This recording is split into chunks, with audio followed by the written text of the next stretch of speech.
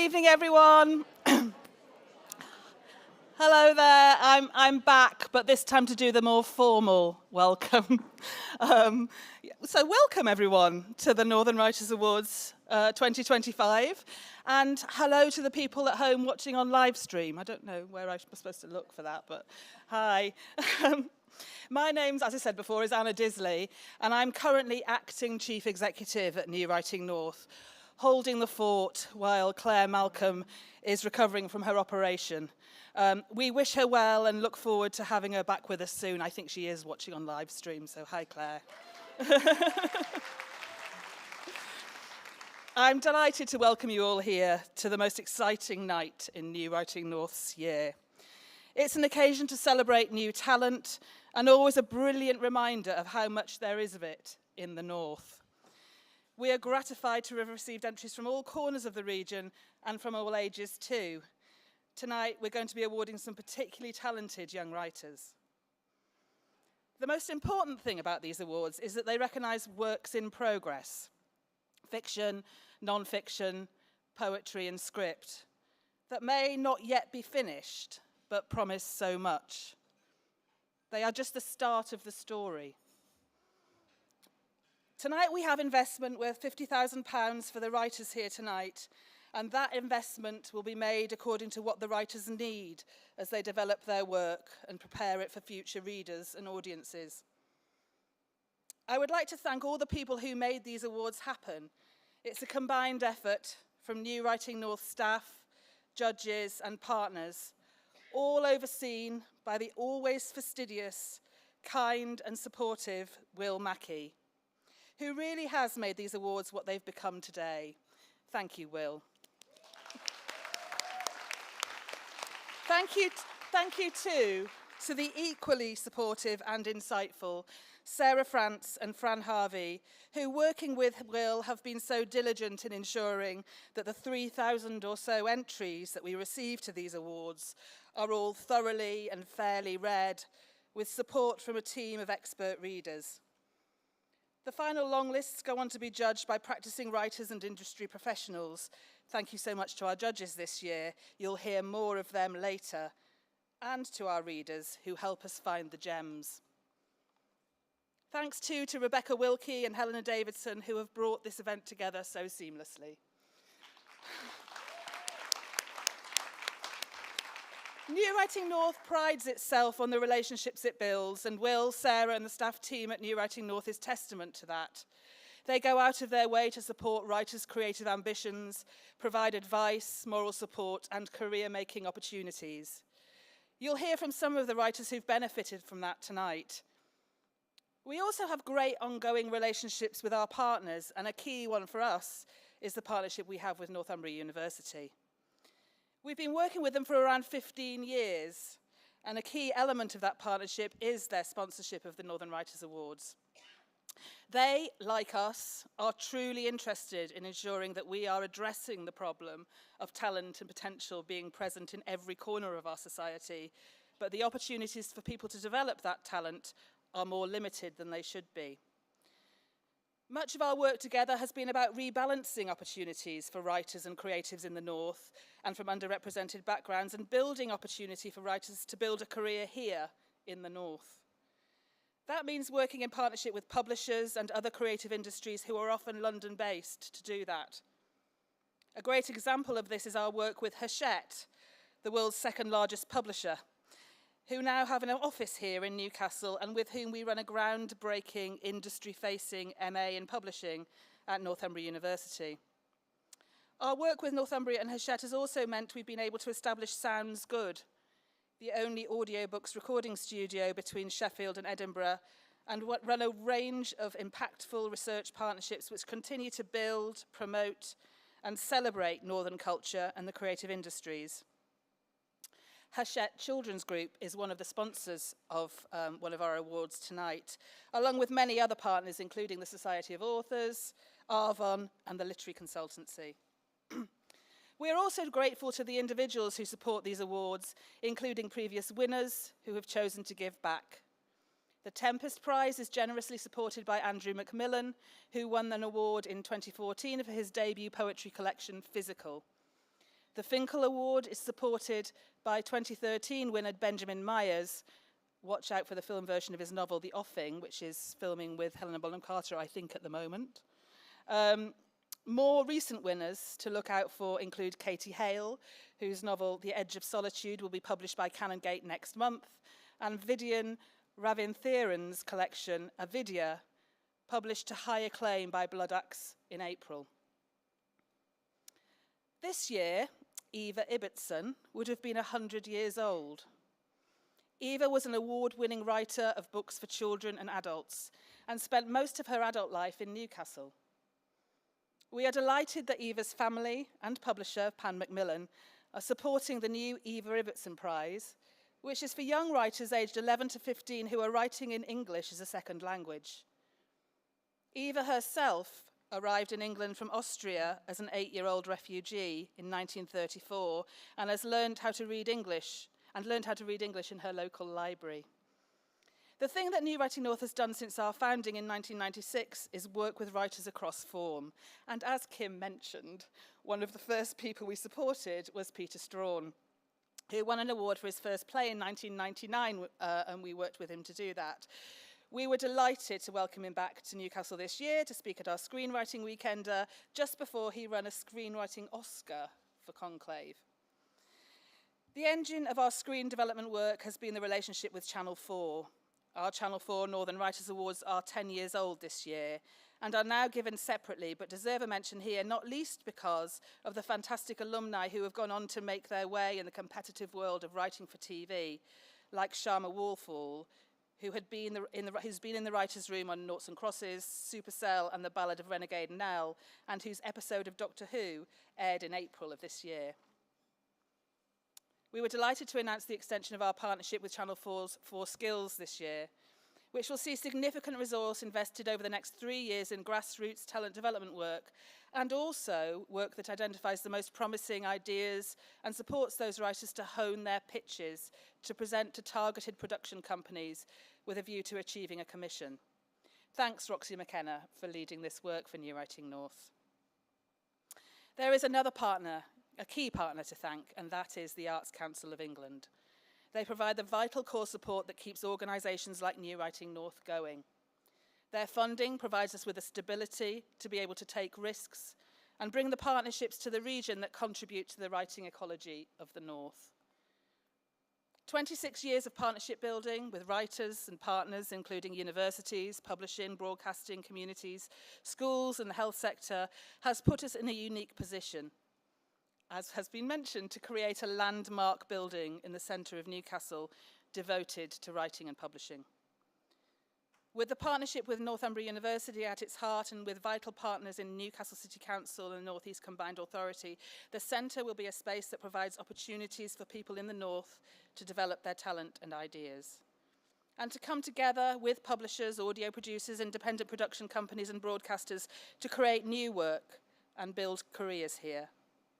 What's more, young people leaving school in the North East will get to see how they too can stay here and build a creative career here, or be part of a creative conversation that is born here.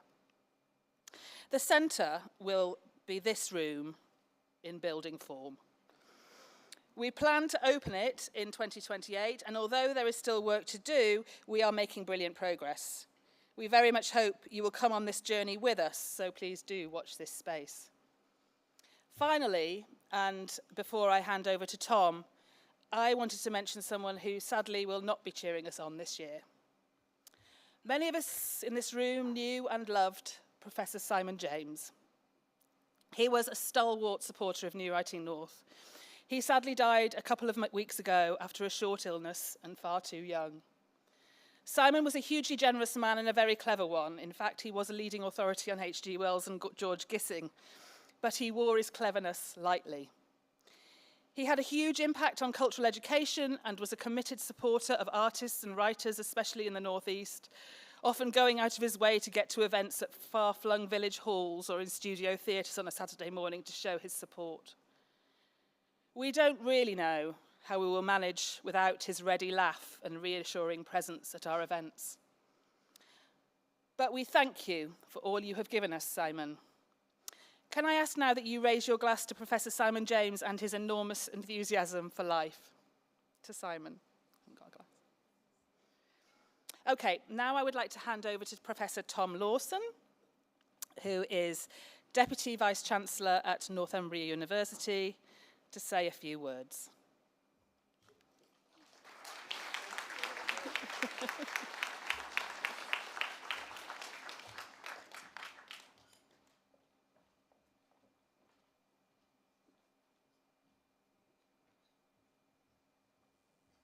Thanks, Anna. I will say a very few words because you've heard about lots of the things that make us very proud about our partnership with New Writing North already tonight. And these awards are just one aspect of our collaboration. But they do embody, I think, the values that both our organisations hold dear. They're about nurturing talent at its earliest stages, giving hope and encouragement at the moments when it's most needed, and breaking down barriers for many who might otherwise have been excluded. So really about making a difference to individuals, about making a difference to our region and to the creative industries.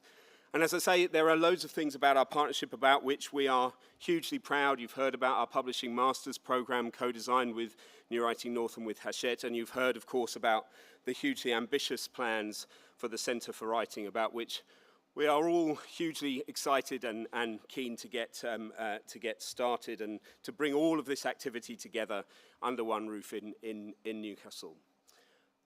Like the Mayor earlier, I've been reflecting on when I was last at these awards, and that was 3 years ago, I think, and it was during the dying days of the Boris Johnson government, and it was actually a few hours, I think, after Rishi Sunak had resigned as Chancellor. And it seems a very long time ago.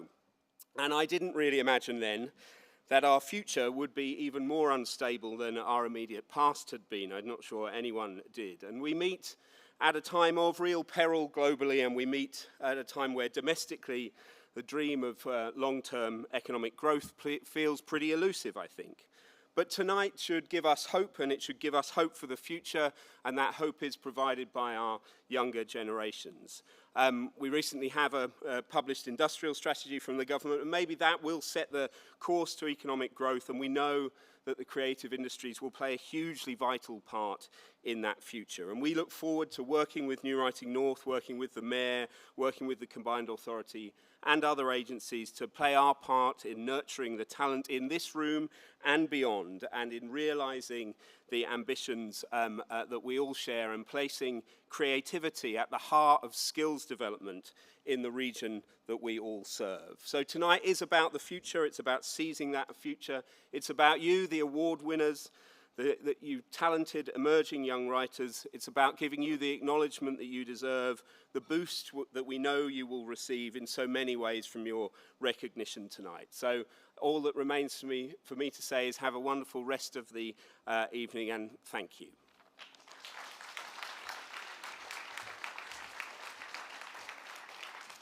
Thanks, Tom. Okay, so I'd now like to welcome to the stage your host for the rest of the evening, journalist, writer, broadcaster, and one of the presenters of BBC Radio 4's Front Row, Nick Ahad.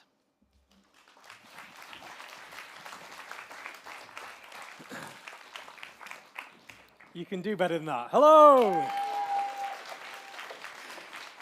Come all the way from Bradford for this. Hi, what a pleasure it is to be here with you. Thanks very much, Anna. On Radio 4, when I'm presenting Front Row, I get to share my passion and my love for arts and culture with 2 million people. When I present the Nick Ahad Show across Yorkshire, I get to make Saturday the best day of the week for 70,000 people.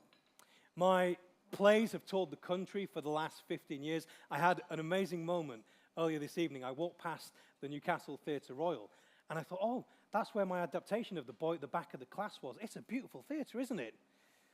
My scripts for Emmerdale was seen by 6 million people, and I've written for BBC Primetime on a cop drama. And the really remarkable thing about all of that, I tell you it not to show off or to show my credentials or explain why I'm here, but it's remarkable because I'm not supposed to do any of that. A boy from Keighley with a Bangladeshi bus driver dad and a mum who was a cleaner, And actually, when I was a baby, was a debt collector. Not a loan shark. Do you remember Provident? Anyone remember Provident? Yeah, my mum was a Provident lady. Someone with that kind of background doesn't get to do that. I'm a northern, mixed race, working class son of a Bangladeshi bus driver. I don't get to do that stuff. But I did. And I do. And the reason I do is for the same reason that all of you are in this room. I share something with every single one of you. I love stories. I love telling stories. I love hearing stories. I love writing stories. I love sharing stories. I love stories. And once I understood all the things that make me me are not some kind of disadvantage, but actually being northern, working class, mixed race, son of a Bangladeshi bus driver isn't something to be ashamed of. It's my superpower. Once I understood that, I started to understand the power of my story. And that's why it's such a privilege to be here with you. Because I bet that everyone in this room who has ever sat down to write a story has thought, does my story deserve to be told? Well, the fact that you're in this room and these awards is your answer. Your story deserves to be told. You're in this room because your stories deserve to be told, and it is joyful and it is wonderful that you've decided to put pen to paper or fingers to keyboard to tell your story. Thank you for sharing your stories. They're really, really powerful things. They can take you to very unexpected places. I'm so pleased and I'm so honored to be here tonight to share your stories and to share your successes and to share in maybe giving you all a bit of a pat on the back. Now look, I'm going to ask you to do a lot of applauding tonight. When Tom came up to the stage, bless him, there wasn't enough applause for him to get all the way to the lectern, okay? So we're going to practice giving ourselves a pat on the back. For everyone in this room, a round of applause, please, for yourselves. But we're going to have a great night. We're going to have the awards. We're going to have some readings. We're going to have some performances. It's going to be wonderful. And to kick us off in absolutely amazing style is a Northern Writers Award winner. Someone who is sitting where you're sitting right now just a couple of years ago when she won an award for her songwriting. She's recently been awarded a Northeast Culture Award. She's a favorite of Radio 1. She's loved by the likes of Rolling Stone. She is a BBC introducing one to watch, which is why I'm incredibly delighted to welcome her to the stage, and I'm sure you will as well. Ladies and gentlemen, Isabel Maria.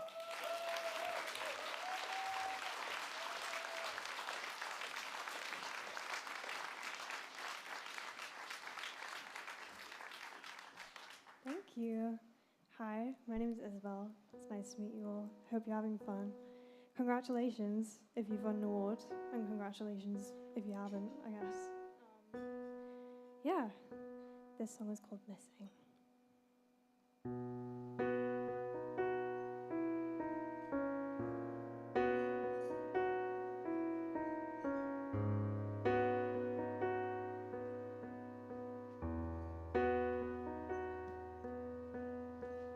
The boat didn't sink, it capsized. The team didn't win, they compromised. You didn't leave, you just went away. And I'm not sad, I just happened to stay. You lost your patience, not your mind. I am the station, not the fire. You didn't leave, you just escaped. And I am only sad behind your back, babe. No one told me it was wrong to even let you in. It was a lose-lose game for the bigger man. No one told me until after everything, but I wish they had. You can run for the hills, you can follow me home. Bury me like a hatchet underground in the snow. When it melts, I'll be there under your beck and call. I don't care if you want me, I don't want this at all. We can move to the suburbs with a white picket fence. I'll stay home with the dog and watch you paint it red. Take the bed sheets, take the walls, take the ceiling, till everything but me is missing.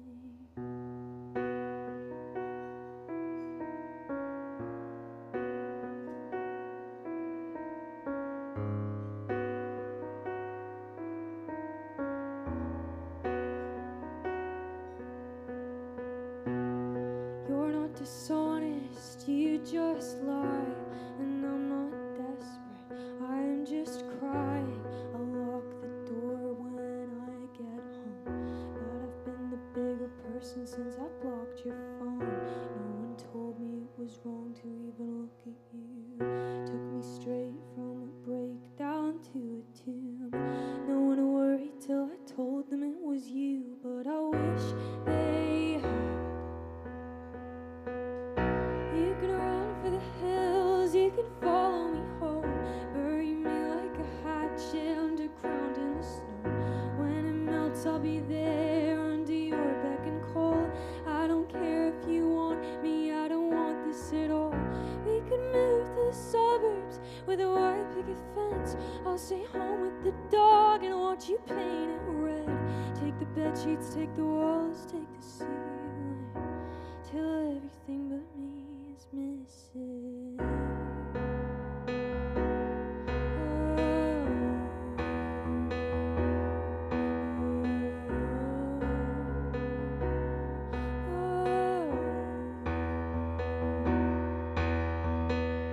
You can call me anytime you like. Bought me a bell for my birthday 'cause you thought it was nice. And I'll never hear sorry, you said that wasn't your vibe. Last week when you drunk called the landline. It's not your fault, it's not your fault, you're just emotionally challenged. Best out in you, turns out the best of you is hellish. And it hurt me, no, but I guess it saved you some money using my tears as cologne. Like I was something you owed. Glass bottle you could close.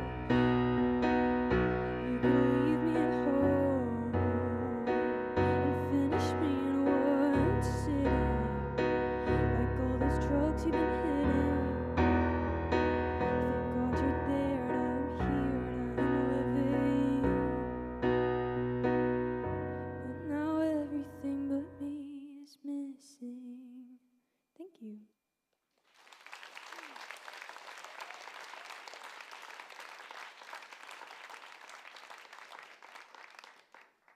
I actually bought this keyboard with my Northern Writers Award, and it's been, yeah, I know.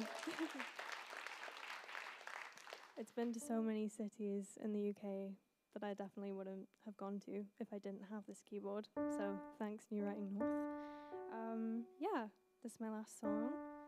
And I'm like so happy that I have a room full of writers to play it to because it has a Jane Austen reference in it and no one gets it. But yeah, I hope you like it. It's called Ghost.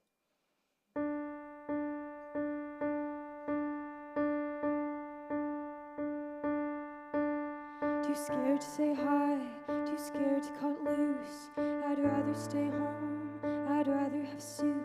But that's not how the world works, though I wish that it was. I say that I'm good, I say that I'm fine. I have best friends, their names are Jane Austen and Hines. I'm talking to my cupboards, but that's not your problem, it's mine. I'm a good person, I promise.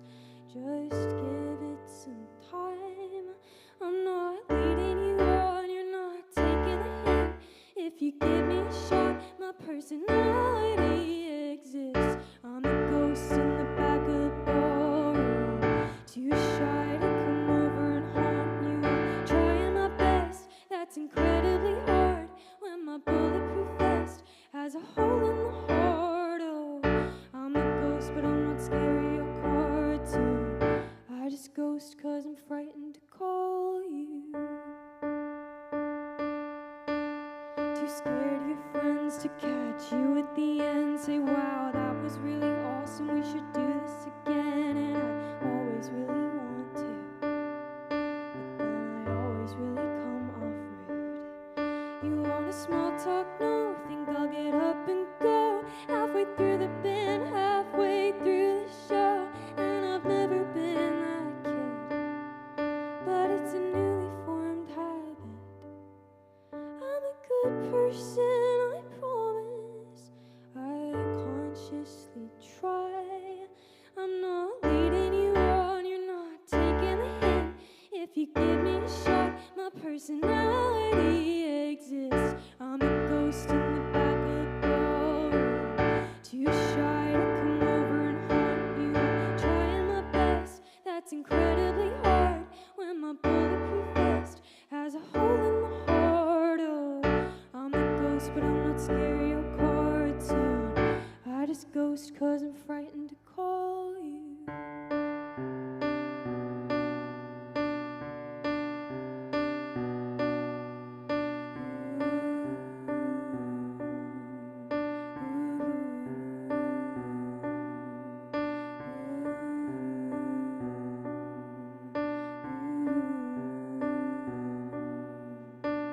I think I might need specialist help. Go insane outside, but I'm fine by myself. Wish my face would change with the change in my health. Healthy inside, then I'll leave and it's hell. Get home at 9, I'll leave the house at 7. It's a bad time, I wish I was 11. Can't talk to people till they talk to me. If I was ignorant, it would be easy. Easy, easy.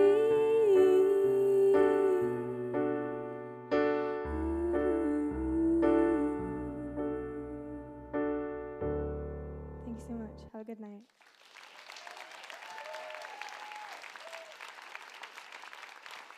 Isabel Maria. Sorry. What I mean is the award-winning Isabel Maria. We are going to start the awards. I was told that they wanted to take the keyboard off, so I thought before we get into the awards, I'll just tell you something about this chap here. You see that one there? That's Ellis. When I arrived, I said, does anybody know the cricket score?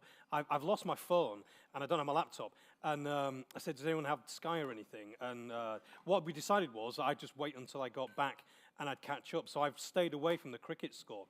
And I came, does anybody not know what happened? Okay. So I came backstage to put my headset on, and Ellis went, we chased them down. Cheers, Ellis. Yeah, well, we won, so there we go. Right, let's get on with the business in hand, shall we? Who's up for some awards? So, as I mentioned, we're going to have some readings, we're going to have some poetry. You've just had an amazing performance. We're going to meet someone who I bought tickets to go and see, and when that person comes to the stage, I'll explain why I didn't turn up. So I'm very excited that I'm going to get to see the person that I bought tickets for and never got to see. They're going to be here doing their thing at some point this evening. But we're here for the awards, so let's get them going. The Young Northern Writers Awards are where we begin. These awards are for writers from 11 to 18 years old, and it awards fiction, poetry, narrative non-fiction, script, and indeed songwriting. This year's entries were judged by literary agent Sandra Savica, who's going to join me now.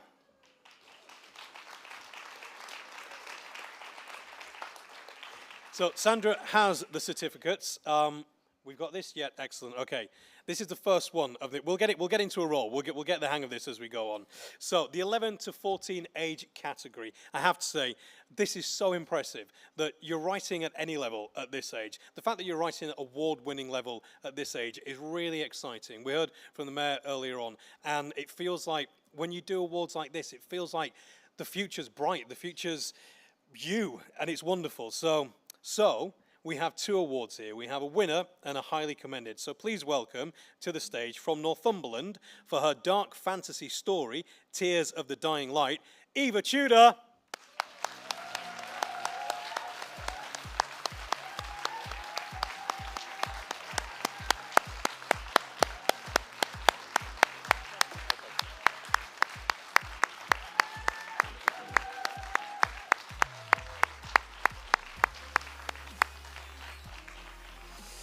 Congratulations, Eva.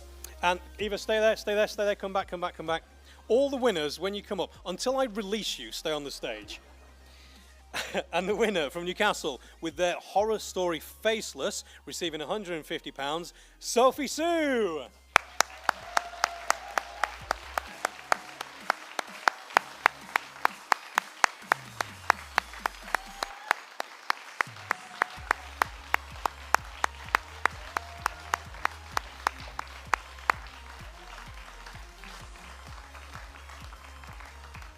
I just need to check a logistics thing. Is that where the camera's going to be?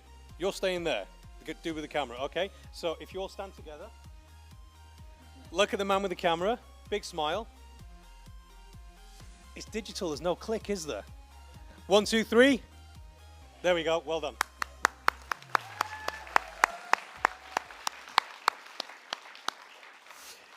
Okay, so that is the 11 to 14 age category. So now we have the 15 to 18 age category.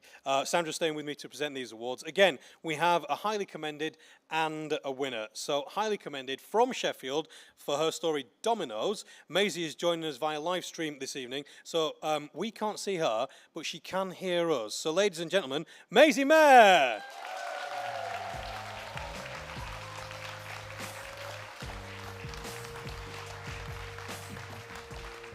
And I believe in the room, the winner, a poet and music journalist from Sheffield for her poetry. Charlie receives £150. It's Charlie Jolly.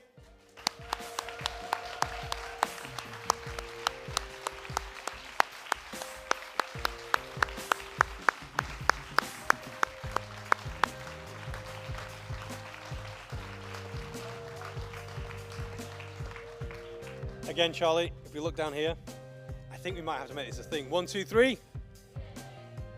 Does that help? Yeah, okay, we got the picture. Thank you. Well done, Charlie. Now, Sandra, it looks like she's disappeared, but she's just getting some more certificates for me. We move on now to the Matthew Hale Award. Now, this award is open to young writers who show promise but have limited opportunities to pursue their talent.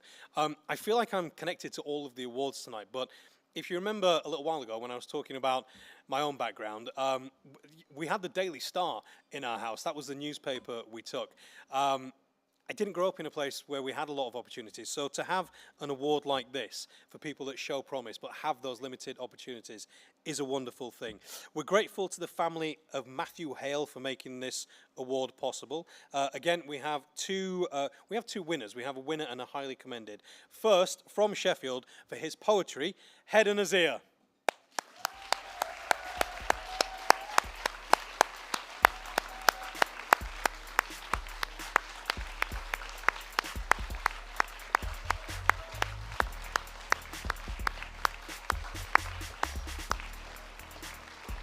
Again, Hedda, wait right there.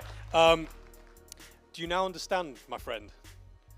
Yeah, we met about 20 minutes ago in the toilets, and Hedda kept looking at me because I walked in with a toothbrush, and he was on his phone, just looking. I could see him looking at this weird guy. That's why, mate. I'm not that. I mean, I am weird, but that's why I was doing that. And the winner of the Matthew Hale Award from Newcastle with his short story, The Worm in My Brain Gives Me Financial Advice, receiving a package of support worth £500, Vincent Phillips.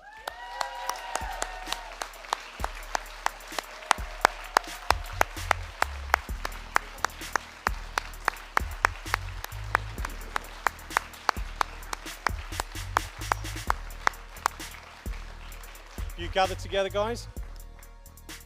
1, 2, 3. Is this actually working? We are getting the picture. Excellent, brilliant. Thank you so much, you two.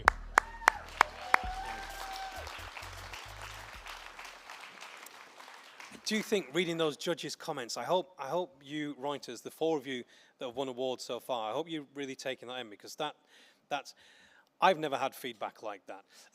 No, that's really powerful. I think when you're a younger writer, when you're any kind of writer, the constant thing is, am I good enough? Is this any good? I've just written a short story, and you know, I'm however old I am, and I've been at this a while, and I still hit send and go, they're gonna think that's rubbish, aren't they? And I got an email yesterday saying it's not rubbish, and you go, oh wow, it's not rubbish.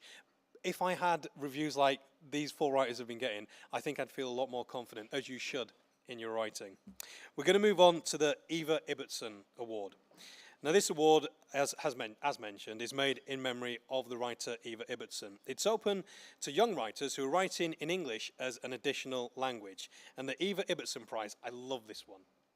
The Eva Ibbotson Prize includes a collection of Pan Macmillan books to the value of £200 given to the winning pupils' school library. And isn't that wonderful? And a set of Eva's book to the winner. And this award was judged by Malia Bhattacharya. We're grateful, of course, to the Ibbotson family and to Pan Macmillan for generously supporting this award. And the award goes to, from Newcastle, for her life writing piece, Lani's Journey, Lana Lajani.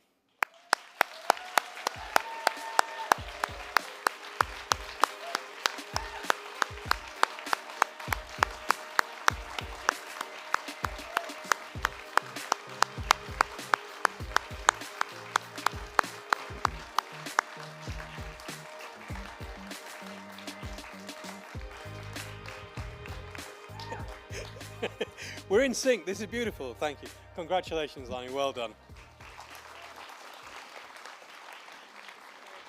You are, yes, you may disappear. Just whisper in my ear. I'm disappearing now, like a magic trick. Thank you very much, Sandra. I've got a 4-year-old boy, Idris. He's wonderful, but he's 4 years old, and last night he threw Zog and the Flying Doctors at my head because I wouldn't do a 4th story. I've also got a 6-month-old baby, which means my time for going out and doing stuff is incredibly limited. I have to go to the theatre a lot for work. I watch a lot of films and stuff like that. But every now and then I see something and I think, I want to do that for me. That's something I want to do. And this happened about a month and a half, maybe 2 months ago. I saw a reading that was taking place, I think it was in Home Firth at a bookshop, a beautiful independent bookshop. It was a reading by a writer, a lecturer, and the editor of the creative non-fiction journal, The Real Story. And so I set this up because I couldn't go. It was, you know, a 6-month-old, a 4-year-old. I couldn't really leave my wife with it, and I just couldn't go. I had to miss. I bought a ticket, and I had to miss the event. And so I set this evening up just so I could get to see Adam Farah come and do a talk. He's the author of 2 personal essay collections, Cold Fish Soup, which won the Northbound Book Award, and Broken Biscuits and Other Male Failures. I'm delighted to introduce, to do as a reading, Adam Farah.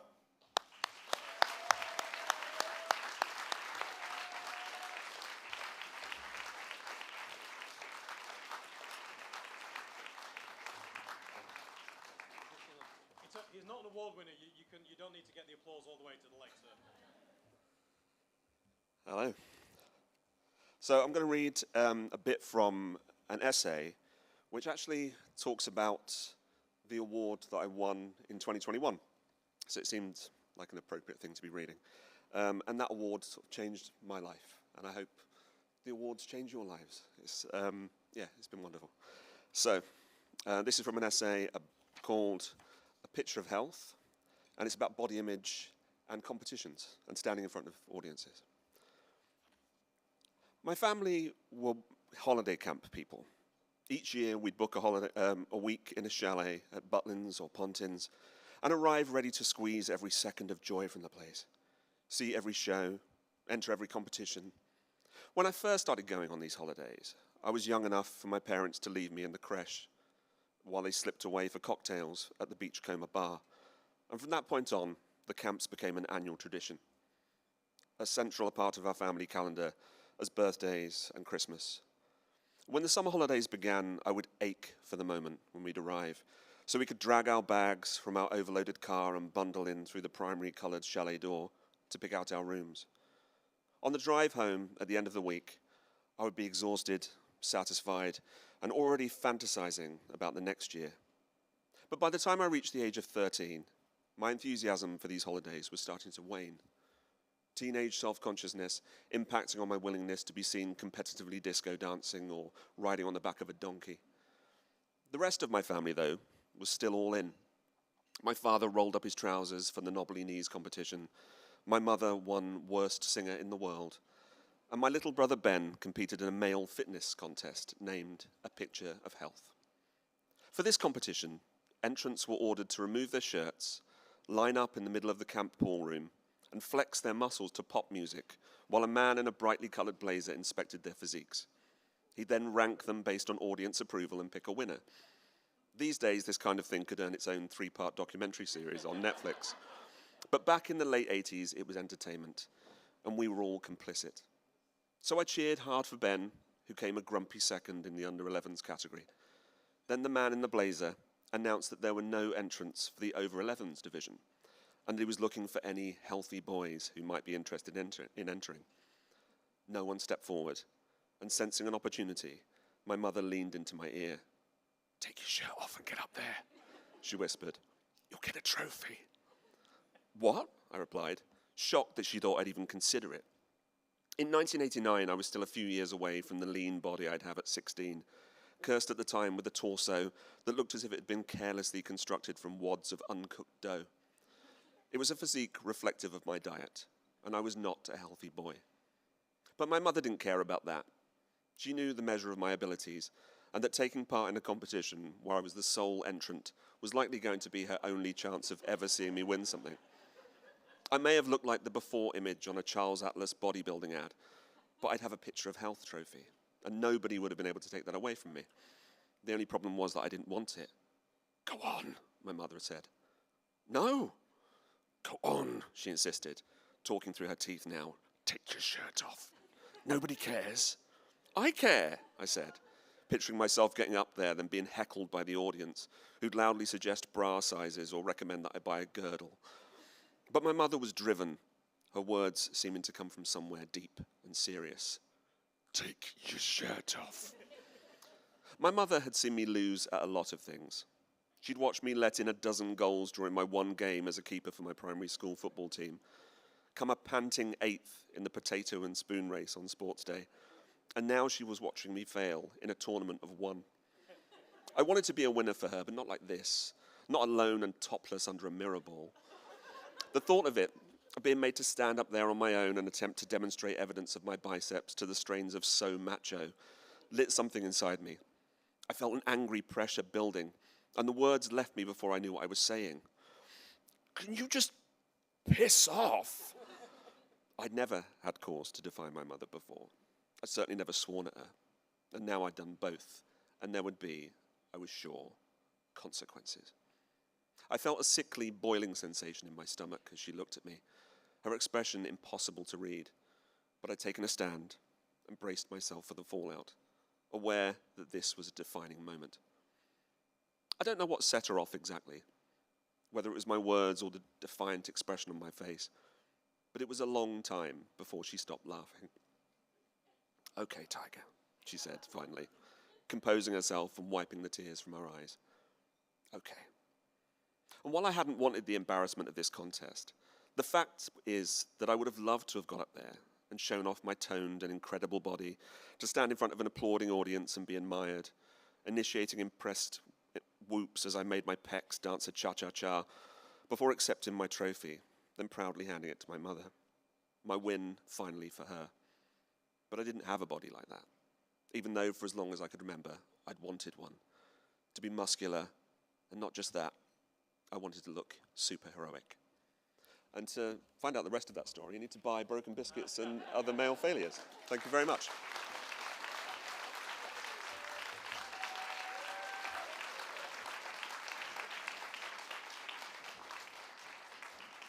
Adam, it was worth the wait. Thank you so much. I could verify this is a true story if any of you listened to my Yorkshire radio show, but you wouldn't. But I genuinely did, when I was 8, come second in the picture of health competition at Butlins in Skegness. So I really felt that, Adam. Thank you. Please don't applaud that. Right, let's get on with the awards. I believe I'm about to be I'm about to be joined on stage by the person who's going to be handing out the certificates. The reason I'm playing for time is because this person is a writer, a lecturer, they're a friend of the organisation. He's also someone who is regularly a guest on Front Row. And I thought I knew how to say his name until my producer corrected me. And so I absolutely mangled it last time. I'll give it a go. Welcome to the stage, Okechukwu Nzulu. Come here. Just, right. The last time we were on air, I was literally about to introduce you, and my producer, who's Nigerian, by the way, said, "You say it like this." And I was like, "You just told me to say it differently." And I just butchered your name. Your name is pronounced? Okechukwu Nzalu. That's not how she told me to say it. Thank you. Okay. I can call you okay tonight, right?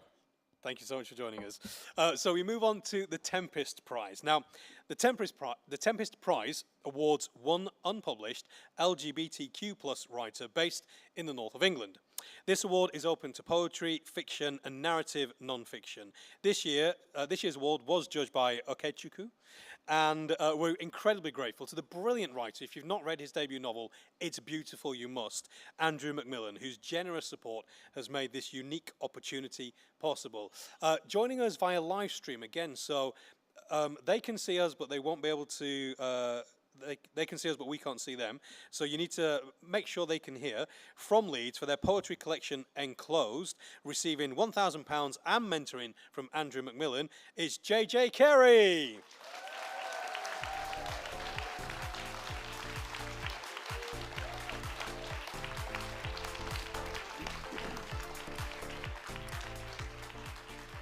You got a certificate. That's for the next one, right? Okay, we'll make sure that JJ gets the certificate. Congratulations, JJ. We move on to the Finkel Award. Now, this is brilliant. This was created and is funded by the previous winner, Benjamin Myers. Have you heard of Benjamin Myers? I met Ben. I interviewed him when he was about to write his first novel. He'd written a book about the music book, and he was a journalist, and I remember having a pint with him. Because all your best stories you get over a pint. And we had a pint in Leeds, and he told me about this book that he was writing. And I remember leaving thinking, that's a really interesting, down-to-earth guy. I wonder what's going to happen next. And, well, I think we all know. He's an extraordinary, brilliant writer. I think it's wonderful that he's connected with this organisation. His books, in case you don't know, include The Gallows Pole, The Offing, and Cudding. And this award is to reward a single short story. We're very grateful to Benjamin Myers and for his support of this award. The award was judged this year by the writer Preeti Taneja and Maximo Park's Paul Smith. And the winner from Manchester for her short story Stupid Heart, receiving £1,000, is Valerie O'Riordan.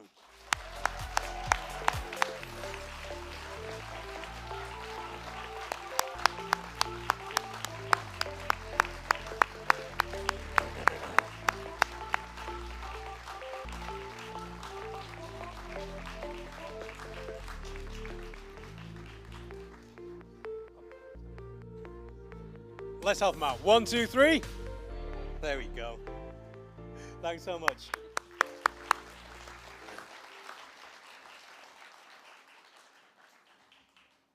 Oh, you're staying with me? Okay, great. It didn't tell me who was handing out the certificate. Now we know. We move on to the Sid Chaplin Award. Now, this award is made in memory of the Northeast writer Sid Chaplin. It's awarded to a writer from a working class background.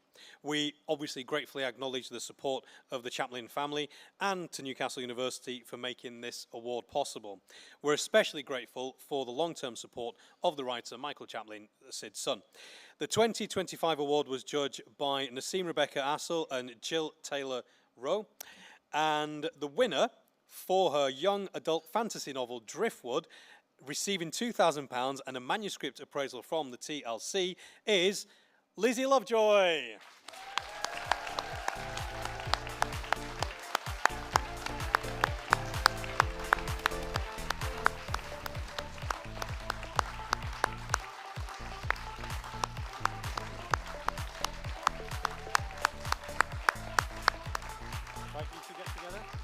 Cameras over there.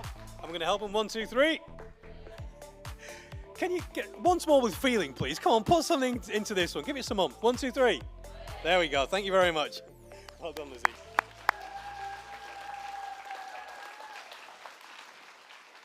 I love the fact that a lot of the feedback tonight so far has talked about world building. I think that's one of the hardest things when you sit down to write is to how to create a world, and the fact that these writers are managing clearly to do that so well that it comes off the page and speaks to the judges is really impressive. We're going to move on to our next awards, the Northern Promise TLC Awards. These awards are made in partnership with the Literary Consultancy with support from Arts Council England. Winners receive one of the TLC's incredible manuscript appraisals, a bursary of £500 and developmental support from both TLC and from New Writing North. And we have 2 winners.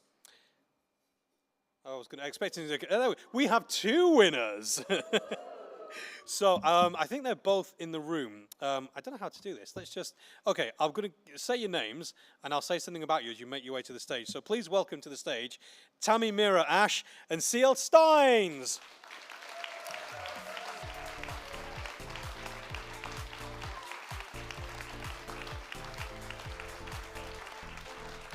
Tammy is from Bradford, and she wins for her novel In Progress Pseudo, and CL is from York, winning for their fantasy manuscript, The Drowning Game. All right, let's do it properly this time. 1, 2, 3. Congratulations, you two.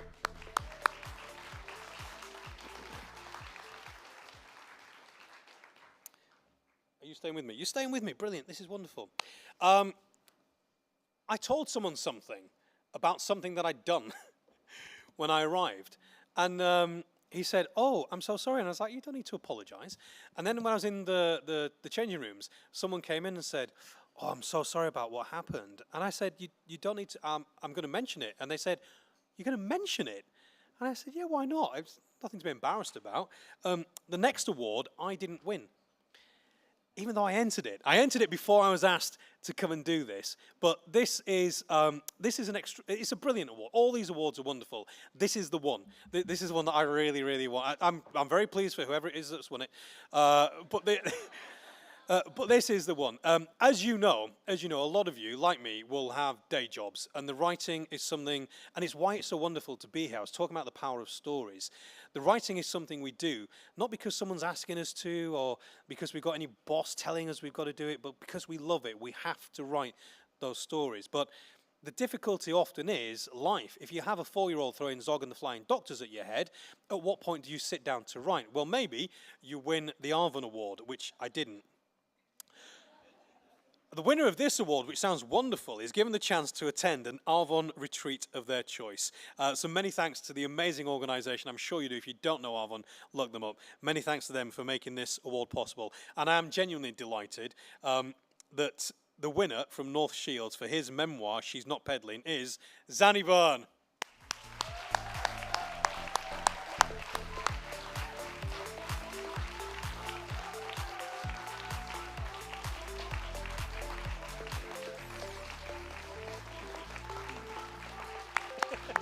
Congratulations, I'm literally bigger man won. Okay, do you want to stand next to him? Right over there? Oh, you can stand. Why not? Let's stand next to me as well. Just to let me touch the award. 1, 2, 3. That's as close as I'm getting. Congratulations, Annie. His book must have been really good to beat mine. Every no is just one closer to yes, isn't it? We all know that. Right, we're going to move on to the Northumbria University Student and Alumni Award. This special award recognises the achievements of a student or a recent alumni from Northumbria University. The award was shortlisted by members of the creative writing team here at Northumbria University, with the winner selected by judges Kit Fan and T. Che Sin. And the winner from Newcastle for her science fiction dystopia novel To an Unknown God, that sounds good, receiving £2,000, is Grace Higgins.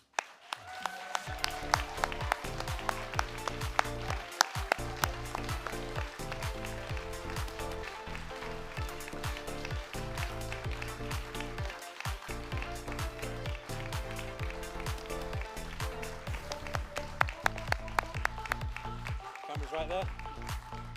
1, 2, 3. You're getting the hang of this. It's going well. Well done, Grace. Is that you? Thanks. I'll see you in the studio and we'll correct my producer. Thanks for that. By the way, I feel like just before we go any further, I should probably explain this. My nana always said, bless her, if in doubt, pink flamingos. Are we having a good time? Are we enjoying ourselves? How brilliant was Adam? And the performances we've had so far. And you know what? We've got more performances to come. We've got some poetry on the way. And, well, maybe some surprises as well. But right now, I would like to introduce Rachel Wade, who's here to give us a little talk ahead of the next awards. So the next awards will be the Hachette Children's Novel Awards, but here to speak about them is Rachel Wade.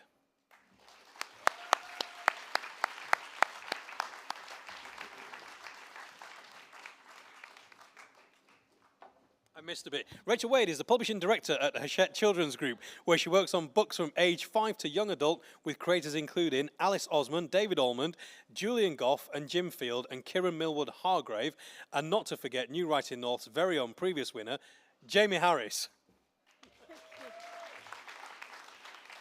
Thank you very much.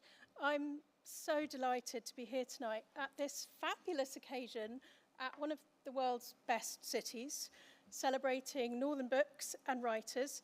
As we've said, we at Hachette, we run the Hachette Children's Novel Award, and we feel like it's more important now than ever because last year the National Literacy Trust reported that 1 in 10 children and young people didn't own a book of their own at home.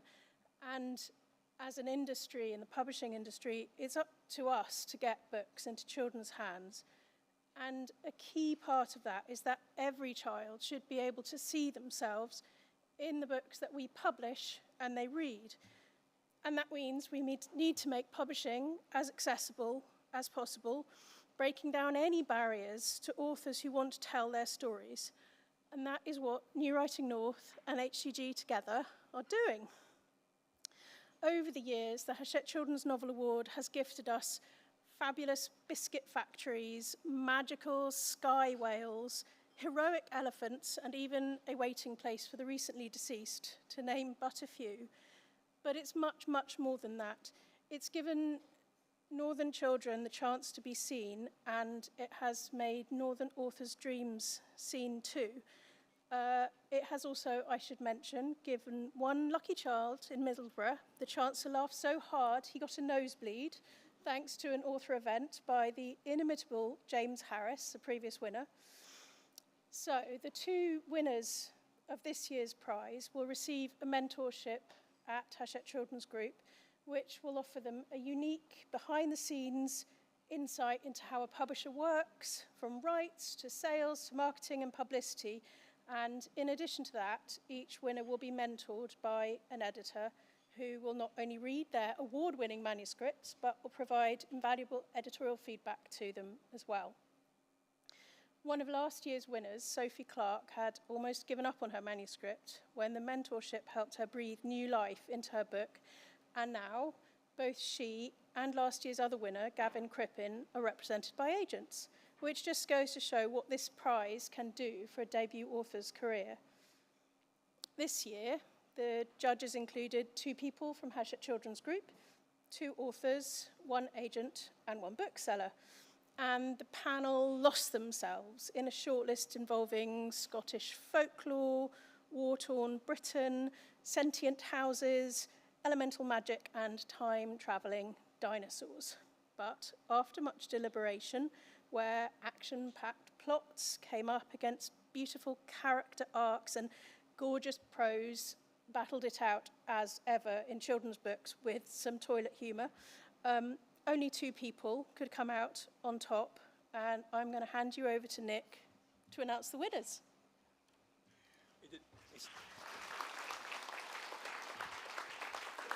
I was looking at my notes thinking, I think she's about to announce the winners, but thank you, I will do my job. So, the Hachette Children's Novel Awards, a lot of this has been covered just a minute ago. Run in partnership with Hachette Children's Group, the Hachette Children's Novel Awards offer 2 career-changing opportunities for writers who have not yet published a work of middle-grade fiction. The 2 winners will receive £3,000 each and mentoring from professionals at Hachette Children's Group. We're incredibly grateful, of course, to them for making these awards possible. So the judging panel, you told us what they did, you didn't tell us who they were, so I will fill in the blanks. Sarah Lennon Gallivan, Claire Wasey, Georgina Mitchell, Richard Drake, Becky Bagnall and Daniel Tors. And the Hachette Children's Novel Awards go to the 2 winners, from Skipton for her novel The Kronos Curse, Camilla Cassidy, and from Sunderland for his science fiction fancy comic novel The Dinosaur Next Door, Tony Kerr.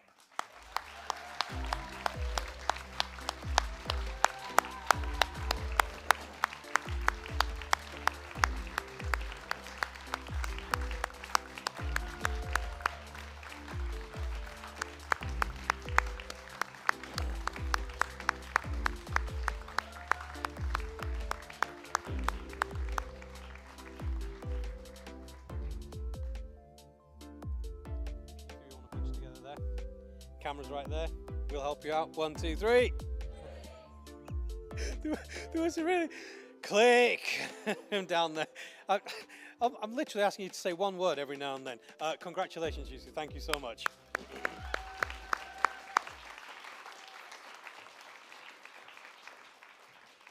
It's been mentioned a few times this evening that children are reading less than they used to. Or should that be fewer? They're reading less than they used to. And I had this enormous privilege. And I believe it's Hachette that published the books. The boy at the back of the class had a blank there. And I adapted The Boy at the Back of the Class for stage. And it was the most amazing experience. We went into the theatre for the first previews, me and the author, and we sat like, I don't know, three or four rows from the front, and we'd spent a long time. I spent a couple of years writing this, and it was really difficult to kind of, if you don't know The Boy at the Back of the Class, it's essentially about a little refugee boy who comes to the UK and makes some friends, and they decide to go to the Queen to help him find his parents. And so it was a really delicate balancing act to kind of write this thing that would get the message across but entertain the children. And we sat there, and about 3 minutes in, me and Anjali just looked at each other, and we couldn't believe what was happening. And it happened at every single venue. We went around the country. Like I say, we were in Newcastle, and we went all around the country, and it happened everywhere that we went. The kids were going bonkers. It was like a pantomime. And I was furious. I was like, they're missing all this beautifully crafted dialogue. I don't know what's happening here. But it was the passion that these young people had for their story being taken from the book and put on stage. It was, I can't tell you how inspiring and amazing it was.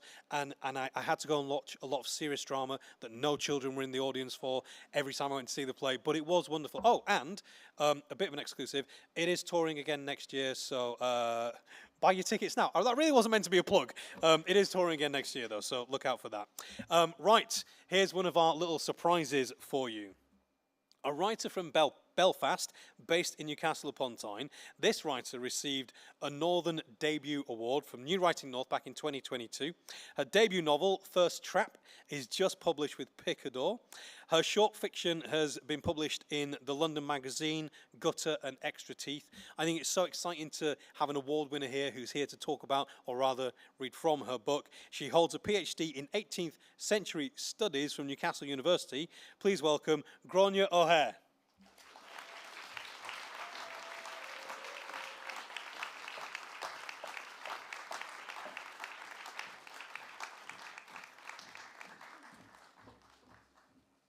Thank you very much. I think when I won my award, the main hope for the evening was that I would make it on and off the stage without tripping over my heels. And I've worn the same shoes tonight, which I feel may have been tempting fate, but we'll see. Hope for the best. Thank you very much to New Writing North for having me here tonight, and for all the support that they've given me over the years. I received a Northern Debut Award in 2022 for fiction. And at that point, I'd been writing stories for over half my life, going from Star Wars fan fiction to Regency romance, fantasy sagas, and one really bad Victorian crime novel about a spinster who solved murders, which I may revisit one day. You never know if I run out of material. Despite the amount of my life and my heart that I put into my writing, I never felt I'd actually earned the right to call myself a writer. There's a popular line from the David Nicholls novel, One Day, which I love, and I'm sure a lot of people here do as well. If I could give you just one gift for the rest of your life, it would be this: confidence. It would be the gift of confidence, either that or a scented candle. The mentorship in the creative network I had access to through receiving a Northern Writers Award gave me the priceless gift of confidence in my work, gave me permission to take my storytelling more seriously, and ultimately feel comfortable finally calling myself a writer. I'm delighted to be able to say that my debut novel, Thirst Trap, is now out in the world. It's a coming-of-age story about 3 Belfast women struggling to process the death of their best friend as they all turn 30. So it's a horror story. No, I'm only joking.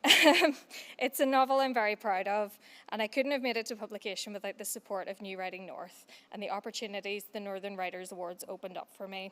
So I'm going to read a short excerpt from Thirst Trap now.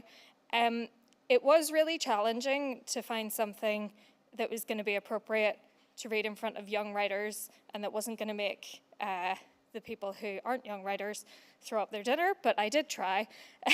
So I'm going to read a bit from the point of view of one of the characters who's struggling with being newly single. Russia is, she decides, not suited to dating apps because she finds most men extremely visually unpleasant. She resents the apparent lack of effort made by men on dating apps to conceal this. It is also never clear which person in any given sweaty Magaluf group photo is the proprietor of the profile, and rarely do any of them look particularly promising.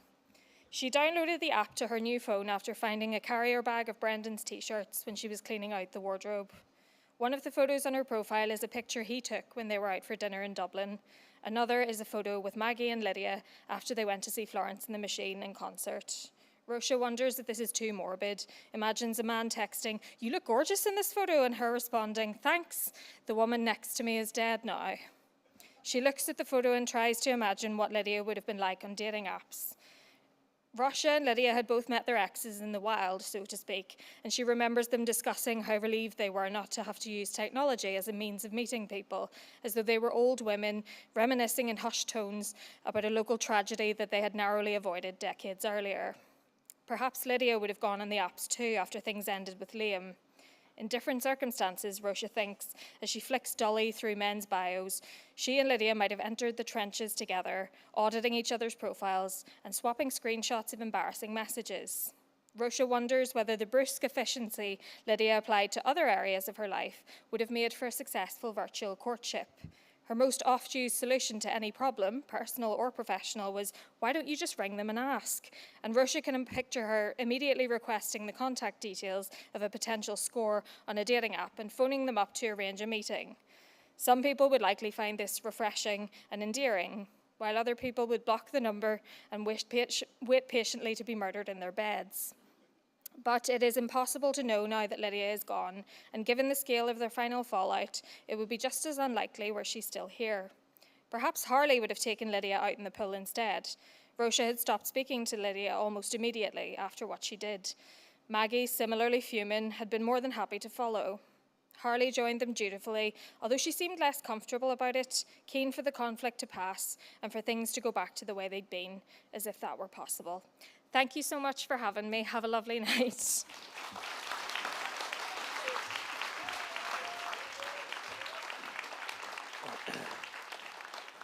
Grania O'Hare.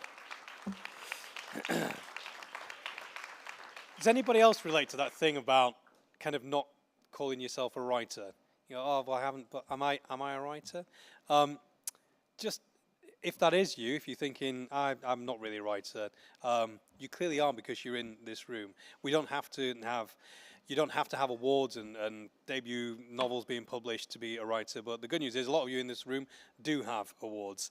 I've got some kind of admin stuff to do here, and I need to do a quick thank you to the Society of Authors. So this is amazing. All the Northern Writers Awards winners are offered a year free membership of the Society of Authors, and we are of course very grateful to the SOA for its support. So that's the corporate admin bit. But actually, I think as we give a round of applause to the Society of Authors, we should give a round of applause to the people that make these awards happen, to the New Writing North team. So a combined round of applause for SOA, but also the wonderful people that make this happen as well.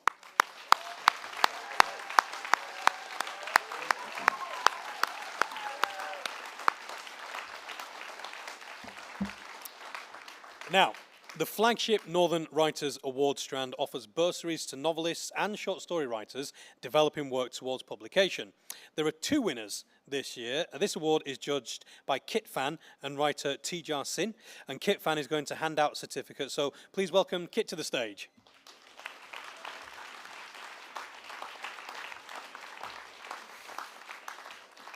And the winners who one of them is on the live stream. The winners who received £2,500 to support the development of their work. The one joining us live on the stream is Kerry Andrew from West Yorkshire for her novel, The Ballad of Eleanor Reichner. And here in the room from Manchester, her untitled novel in progress is Sarah Butler.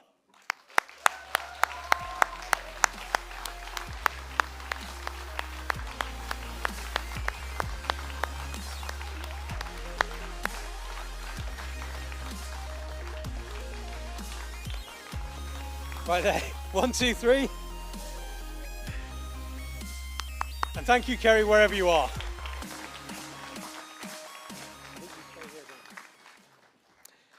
And the Northern Debut Awards Fiction and YA. So these awards support debut writers through a development programme that includes a £2,000 bursary, mentoring with a writer or publishing professional, and support from New Writing North. We're very grateful to the Victoria Wood Foundation for funding the mentoring for these 3 awards. The entries were judged by the writers Kit Fan and Tija Sin, with YA judged by Sandra Savicka.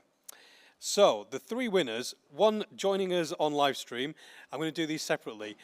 From Manchester for her magic realism novel, The 3:13 AM Bar, is Fook Ching Wong Helena.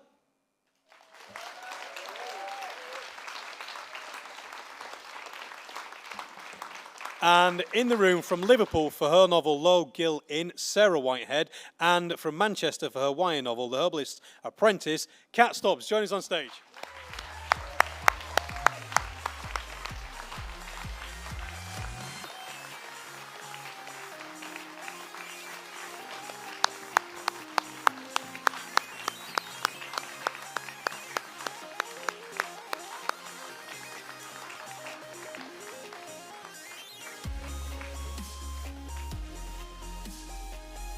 I'm so excited to read all of these books. They all sound amazing. Camera's just down there. Do you need some help? You do? Excellent. 1, 2, 3. Oh, we're getting better. We're on the home straight. That's what's happening. Congratulations.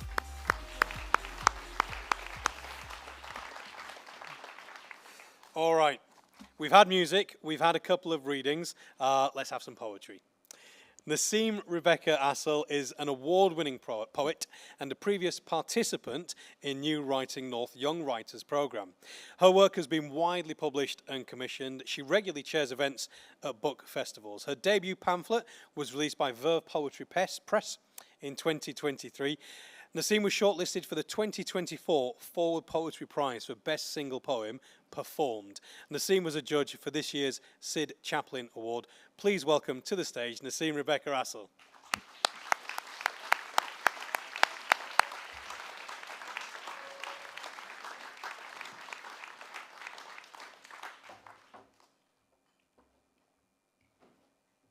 Hello. Thank you so much for having us. Yeah, as Nick said, New Writing North is the organisation that I think has genuinely set me on my entire career and life trajectory. I first got experience as a journalist through the Cuckoo Young Writers Programme, partly because I realised as a teenager that reviewing was one way to get free books. But I'd always loved words and always loved writing. And New Writing North's Young People Programme, that I think I took part in like 15 or 16 years ago, gave us my first experience as a poetry. It's where I took part in performance poetry workshops for the first time, and it just opened up an entire new world to us. And it's been an absolute pleasure to have come back into the fold in recent years, including judging this year's Sid Chaplin Prize, and just to see the depth and the wealth of talent that we've got in the North. New Writing North is still doing absolutely amazing things, giving voice and giving opportunity to people who wouldn't have it otherwise, and I'm forever grateful for the opportunities it's given me. The poem that I'm going to perform for you is one that I wrote last summer during the riots that occurred after the Southport murders. I've come back to this poem a lot in recent weeks. I'm from Washington, where my mum and all of her family are from, but my dad's from Iran. And the last couple of weeks have been quite personally excruciating, as I think so many moments of conflict like this are, in a really deep way for people in diaspora communities across the entirety of the West. So this is Body Remedy. War breaks one night in July, and we are in a yoga class for people of color. An air-conned room crammed full of black and brown bodies seeking refuge from the suffocating heat. Deep breath in, and deep breath out.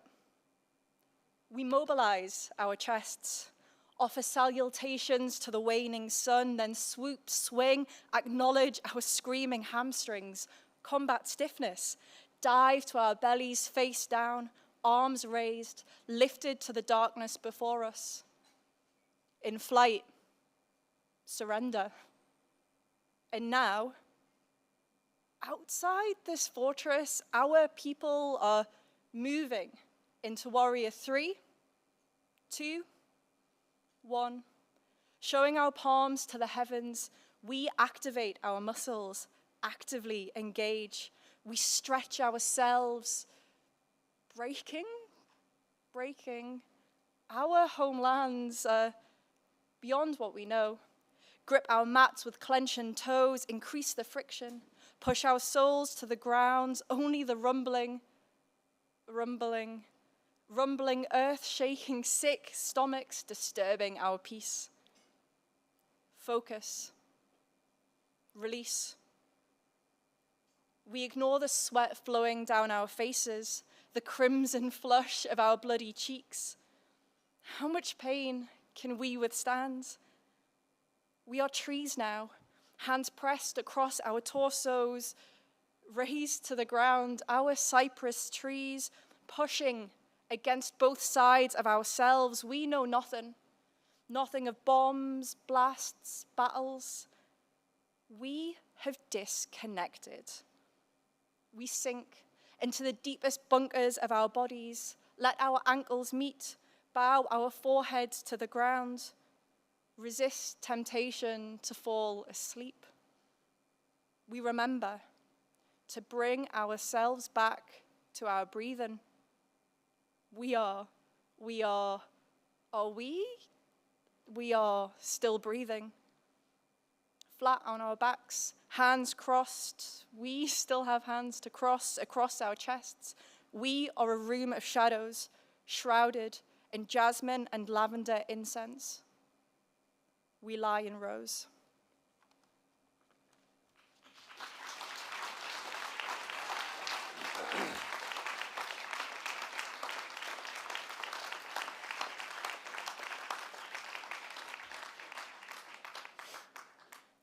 It can sometimes feel when the world is, like to sit and write something feels a little bit indulgent somehow, or a weird response, and then you hear something like that and you go, actually, us sitting and writing and telling our stories is maybe an act of rebellion in the way that we fight against what's happening in the world, and that's just such a powerful reminder from Nassim. Thank you for that. Let's move on to the Northern Writers Awards for Poetry. So, the flagship Northern Writers Awards strand offers bursaries to outstanding poets developing work towards publication. This award was judged by the poets Kathleen Jamie and Alicia Per Mohammed. And again, the winner joining us via livestream, winning £5,000 to support his currently untitled poetry collection from Hebden Bridge, is Ian Humphreys.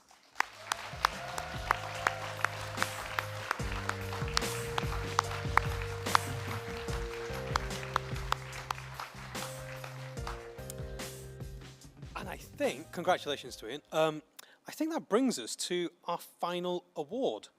I was expecting that brings us to our final award.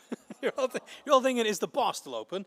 Right, we come to our final award of the evening, the Northern Debut Awards for Poetry. And we have 3 winners for tonight's award.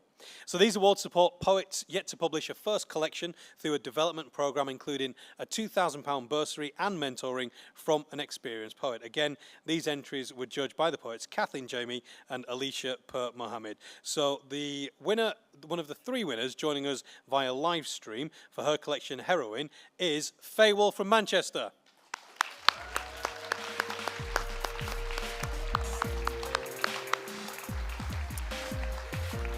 And joining us in the room from West Yorkshire for her collection Small Holdings, Sammy Weaver, and for her collection Algorithms of Meaning from Manchester, Princess Ariola Adibite.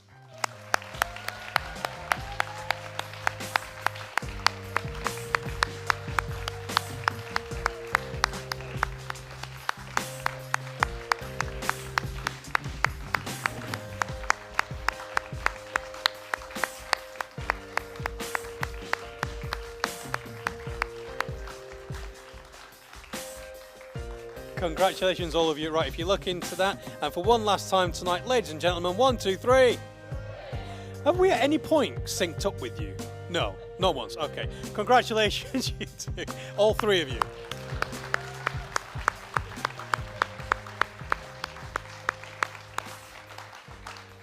So that's nearly as far as we go together. Thank you so much for being so generous with your applause. Thanks for playing along with the click thing. Didn't know I was going to do that. Who knew? That was fun.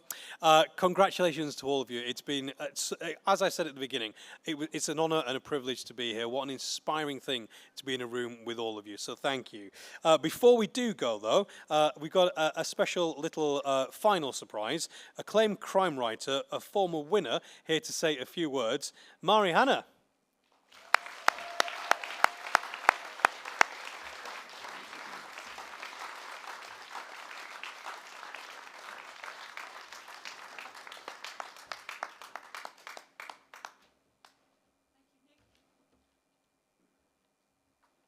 On a string, do you think?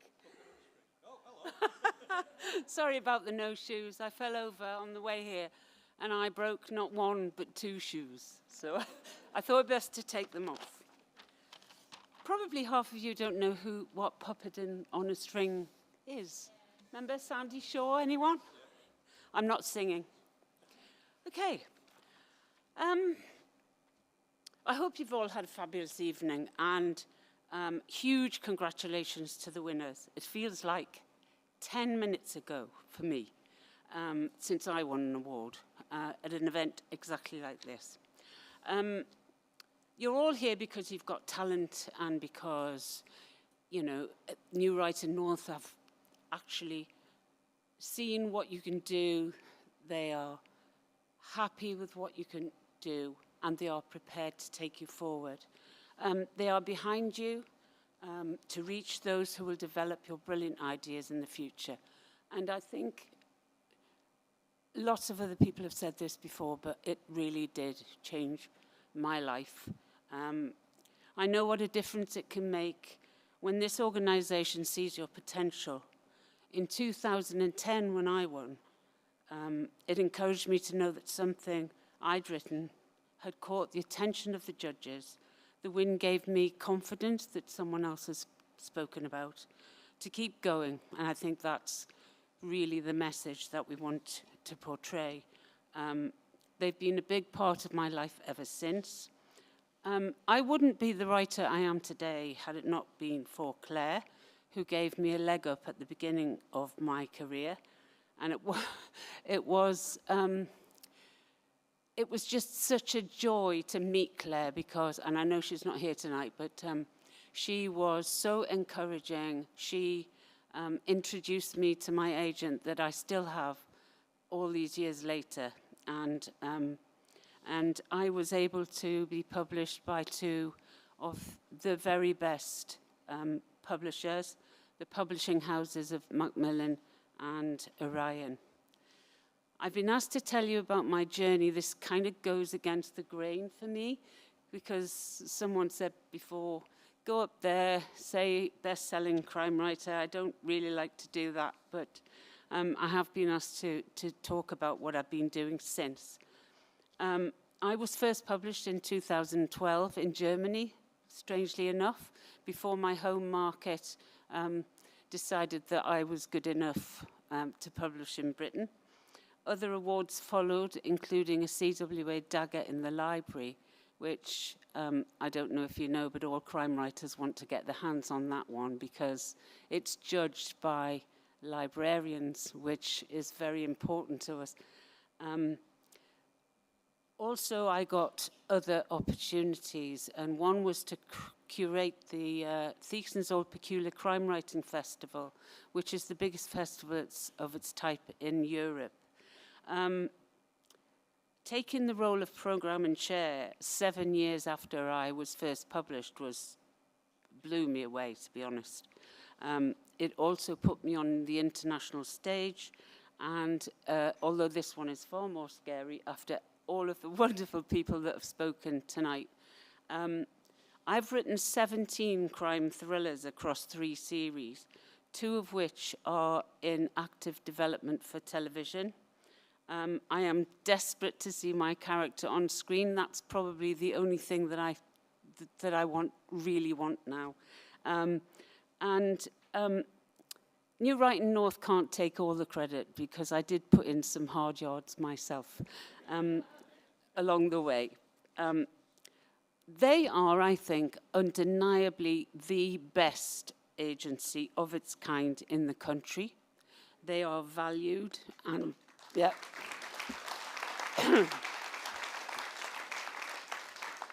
They are valued and they are respected by agents, by editors, publishers and producers who see them as the gold standard of gatekeeping, and I think we all agree on that, right? Anyone who's familiar with my work will know that I'm passionate about the North, and I'm a massive NUFC fan. If you're not, I'm sorry for you. The reason I mention this is, in many ways, I think of New Writing North as grassroots football. Where would we be without it? Our goal, no pun intended, is to replicate their game plan.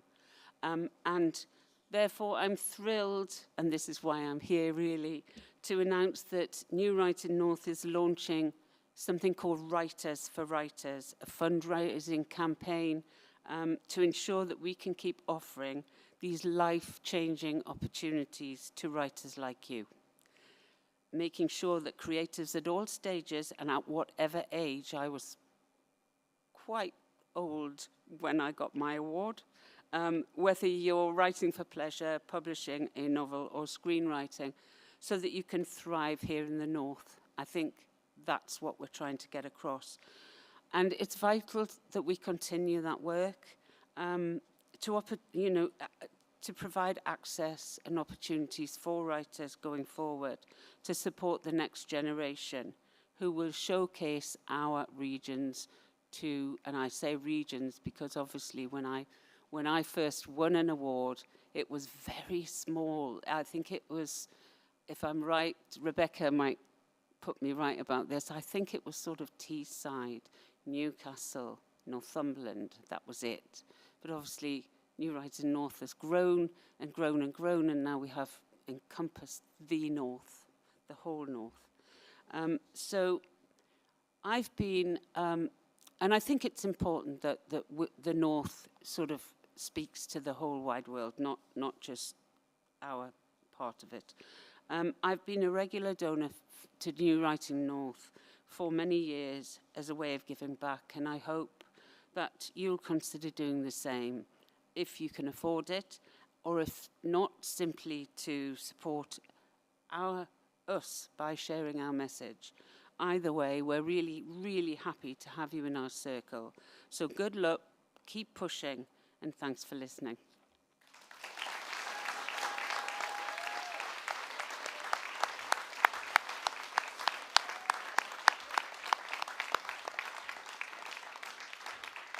Well said, Mary. Thank you so much. We're nearly there. I'd just like you to put your hands together one last time until the boss is coming up. So if you can keep the applause right up until the lectern, that'd be brilliant. Can you please welcome New Writing North Chair Neil Warwick.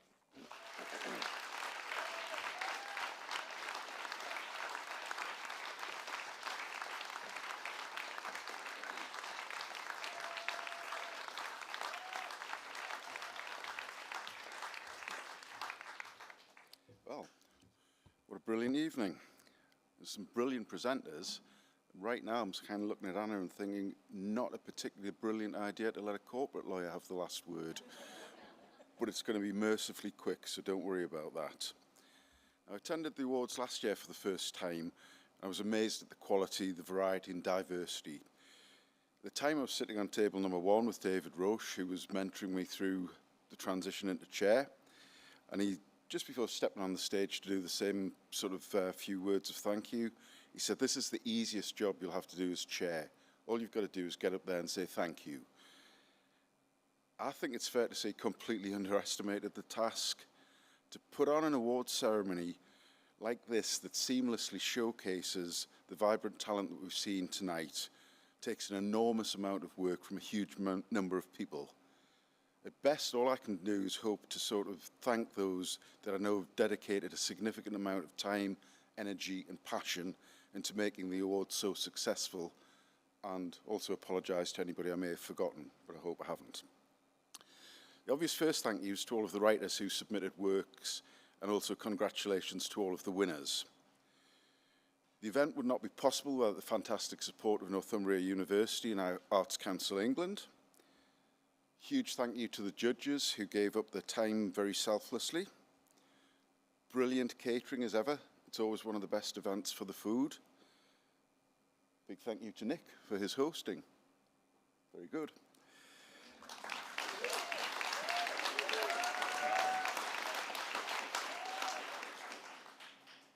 But there's a few people I want particularly to thank from the very talented team at New Writing North who made tonight possible. There's legendary Will Mackey, who's been doing this for longer than he'd care to remember.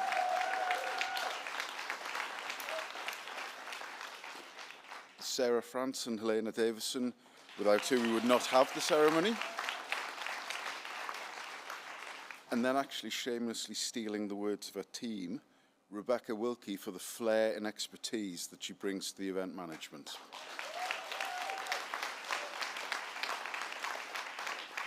And just before I ask you to give one final round of applause to everyone responsible for tonight, I would like to thank all of the team at New Writing North, the senior leadership team in particular, the trustees who've been brilliant this last year that have been there, and also to wish Claire Malcolm a speedy recovery.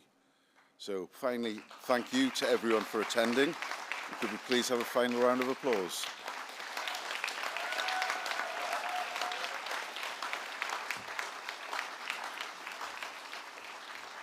And just one last, I'm trying to get this mic on, just one last order of business. We need to say thank you to the amazing, is this thing on?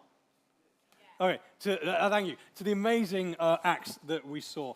We kicked off with Isabel Marie, we heard from Adam Farah, you heard from Gronia O'Hare, and the amazing Nassim Rebecca Assel. A round of applause for all of them. Thanks so much to Will and Sarah for looking after me. Thanks, Rebecca, for filling that glass of wine right to the top, please. Thanks to Ellis for ruining the cricket for me. Really appreciated that. And I started off by talking about the power of stories and saying thank you to you. So thank you to you. If you won an award, if you were a runner-up, our stories are what are going to save us.